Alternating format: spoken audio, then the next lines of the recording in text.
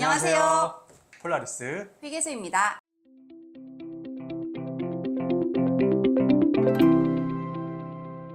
nom사님, 오늘의 주제는 무엇인가요? 오늘의 주제는 주유수당입니다. 주유수당은 누가 받을 수 있지? 지각이나 조퇴를 하면 주유수당을 못 받나? 주유수당은 어떻게 계산하지? 이러한 궁금증을 함께 알아보려고 합니다. 우선 주휴수당이 뭔가요? 근로기준법에 따르면 사용자는 근로자에게 일주에 평균 1회 이상의 유급휴일을 보장하여야 하는데, 이러한 유급 주휴일에 지급하는 수당을 주휴수당이라고 합니다. 주휴수당을 받으려면 두 가지 조건을 충족하여야 하는데, 첫째, 일주일에 15시간 이상 근로하기로 정한 근로자이어야 하고요.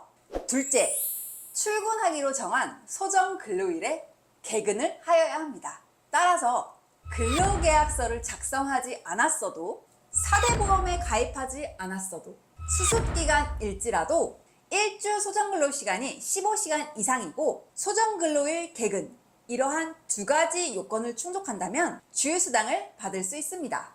5인 미만의 영세 사업장도 주휴수당을 줘야 하나요? 네, 5인 미만 사업장도 소정근로시간이 15시간 이상, 소정근로일 개근이라는 두 가지 조건을 충족한다면 주휴수당을 주어야 합니다.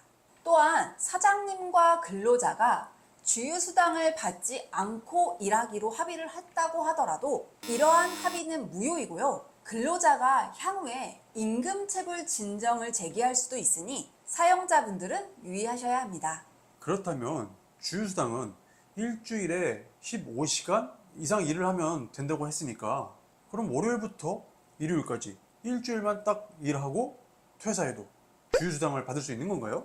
네, 8일째 근로가 예정되어 있지 않더라도 주휴수당은 지급하여야 합니다. 그런데 월요일부터 금요일까지 딱 5일만 근무하고 토요일에 퇴사를 하면 7일을 채우지 못했기 때문에 주휴수당은 지급하지 않아도 됩니다. 만약 출근하기로 약속한 날에 지각을 하거나 조퇴를 하거나 휴가를 갈 수도 있고 휴일이 될 수도 있고, 이렇게 출근을 다 하지 못한 사람은 주휴수당을 못 받는 건가요?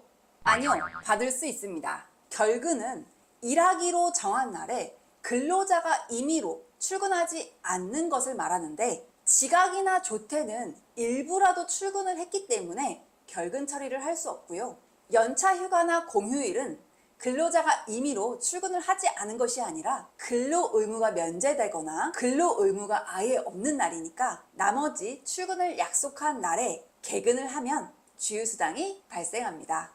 다만 고용노동부에서는 연차유급 휴가나 휴일로 출근한 날이 아예 없는 주에는 사용자에게 주휴수당 지급 의무가 없다라고 보고 있습니다. 그런데 주 15시간 미만으로 계약을 했는데 사장님의 요청으로 15시간을 초과해서 근무를 했다면, 그러면 주휴수당을 받을 수 있는 건가요? 아니요, 받을 수 없습니다.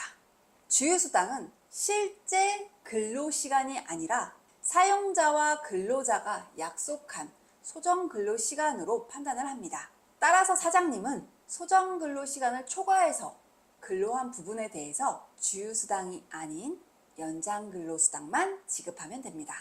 일용직 근로자도 주휴수당이 발생하나요?